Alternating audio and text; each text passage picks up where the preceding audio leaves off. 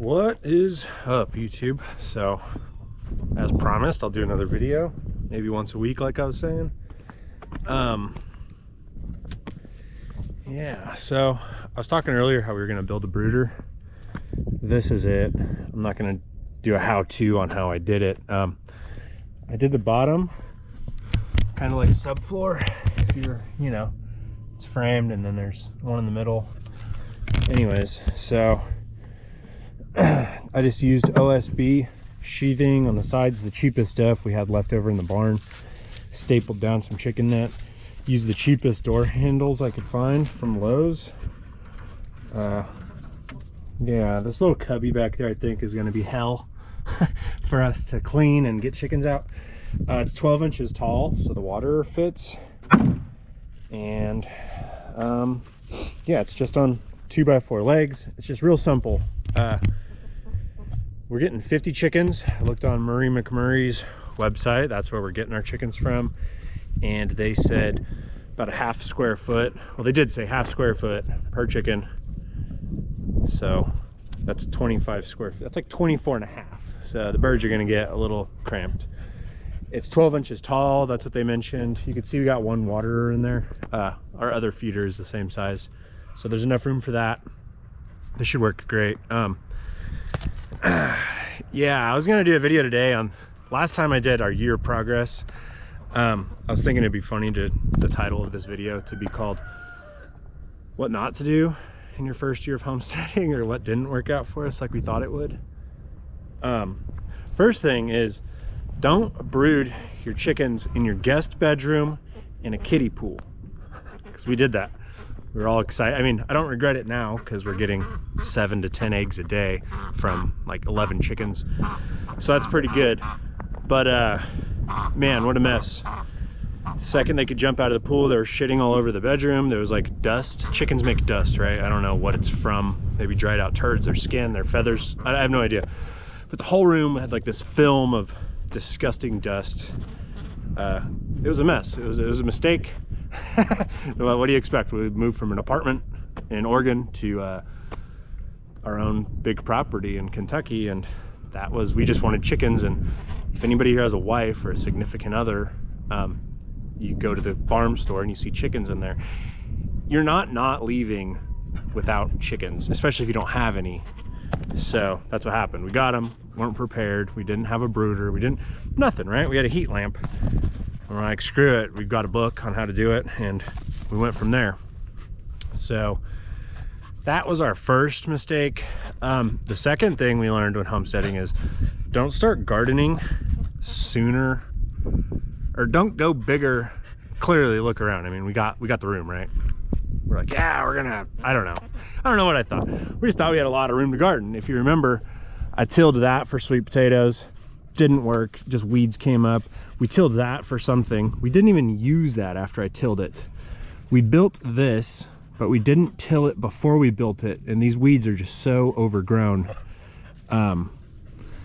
So there was like stuff in there, but it just became overwhelming with weeds. And then this, we did get some cucumbers and tomatoes and peppers. This is like the only area we were focusing on. But then we're so dumb, we also put the garden over here. There's no water here. So Leanne had to like drag a hose all the way out, like way out here. It was a pain in the ass. And I think at that point in time, I hadn't even run water lines yet, like we have them now at the barn, and there's one in our backyard and stuff like that. So, yeah, start small. This year, we're truly gonna start gardening small. I built one raised bed. I think I showed you in the other video. We're gonna do 4 raised beds just to start. And then in that area, we'll do some in-ground gardening, probably like cabbage and other things like that. But yeah, so start small. Don't go big, because I wasted all my effort and energy and all this big stuff. We're like, we're gonna do it there, we're gonna do it there, we're gonna do it there.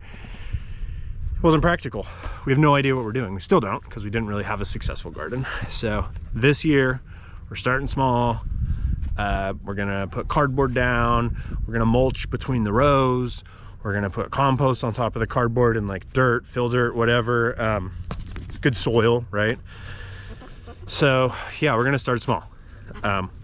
and something we could control and manage and actually eat off of, instead of planting a million seeds. It's like kind of like my life, you know? Don't spread too many seeds out there with hopes of being able to reap the rewards. Like, don't have a day job and try to have an online store and a YouTube and your own business and want to be a machinist and a welder.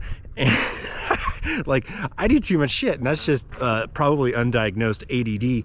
But I'll say we did the same thing for the garden and it did not work out. So maybe I'll learn a valuable life lesson this year when we're probably at the end of it, like canning stuff and storing. Like, we have a surplus of food. We've sown our seeds, we've reaped the rewards from them, and you know, we cared for them, we've watered them, kind of like life, I guess. So you got to take care of stuff and start small. Don't get overwhelmed. So that's another thing that we learned during our first year of homesteading. Another thing, I'm not going to tell you, being a guy with a bunch of property, not to go out and get a bunch of property, but your land will end up owning you. I think right now we only ever hang out on 5 to 10 acres. We only walk around on 5 to 10 acres. We're only using maybe 5 to 10 acres. That's our pasture. The rest is like 50 acres of woods we're not in. I love having it. We're actually turning it in. We're going to be certified and we're going to turn it into a wildlife habitat, because right now we're not using it. So 10 years it'll be a wildlife habitat, and we'll kind of get not paid for it, but we're like carbon farmers, because I'm not going to harvest our trees. It'll be a habitat for bears, turkeys, deer, quail, grouse, stuff like that. So that's cool, but owning a lot of land is a pain in the ass. So that's another thing we learned. In order for us to get like a grant for fencing, because we do need that and we can't afford it, you have to have a perimeter fence up. Well, I have like 1.5 miles of perimeter, so to fence that, it's like 30 grand. I don't have that, so we can't even get a grant for a small fence for like cattle, like in a paddock or whatever, because we don't have perimeter fencing. So that's just like a catch-22. Yeah, your land will end up owning you. That's what we've learned. There's just a lot of stuff. I still don't own a lawnmower, and we got a lot of grass. So it's just, there's just stuff like that you got to consider. What else have we learned? Wrap your pipes. Make sure you have like a heater in your basement. When the frost came through, I'm not from a cold, I'm a California boy. We lived in Oregon for a couple years. I'm not used to the cold. When the frost came through in Kentucky, our shitty old farmhouse had 7 leaks. When it thawed out, it busted in 7 places under our house. So I spent like 8 hours under there, countless trips to Lowe's, which was totally sold out because of the everybody's pipes busted. Nobody was prepared for it. So yeah, wrap your pipes, get a floor heater down there, or like a pipe heater. They make like a wire that runs along your pipe that just keeps it warm. I still haven't done that because I'm lazy, and right now I'm going to do a side job instead of take care of what really matters because of ADD. So yeah, hopefully next winter I'll have that done. Who knows? What else did we learn in our first year of homesteading? Oh God, I don't know. That's a hurt duck. Killing your animals that are not thriving is really sad. So that one's got to go. So be prepared for that. It's good to know how to harvest stuff, but you don't have to harvest it, right? Like, I mean, we're homesteading, and a lot of people on YouTube, they do everything. I think the next time we do pigs, I'm gonna pay a butcher to do it. I'm not a butcher by trade. I'm not gonna become a butcher by trade. It's good to know. I'm glad I learned it, but it really sucked killing our pigs. It's harder than it looks. Out of the 5 killings I've been around, 2 of them went successfully, unfortunately. Like, it's really sad to say, but you follow all the directions, you do everything you're supposed to do, and then you watch your animal just suffer, and you gotta keep killing it until it's dead. So that's something I would say that we learned. Yeah, so from here on out, I'll probably just pay to have a butcher, especially if we're producing more meat than me and Leanne or anybody our friends or family are gonna eat, and we're gonna sell it, like, might as well just take some of the profits and make our life easier. And hopefully, I mean, I'd want it butchered on our property, like a mobile butcher. I would be there, I would help. I want to be with the animal when it's killed, but that's something we've learned. Yeah, I don't know what else.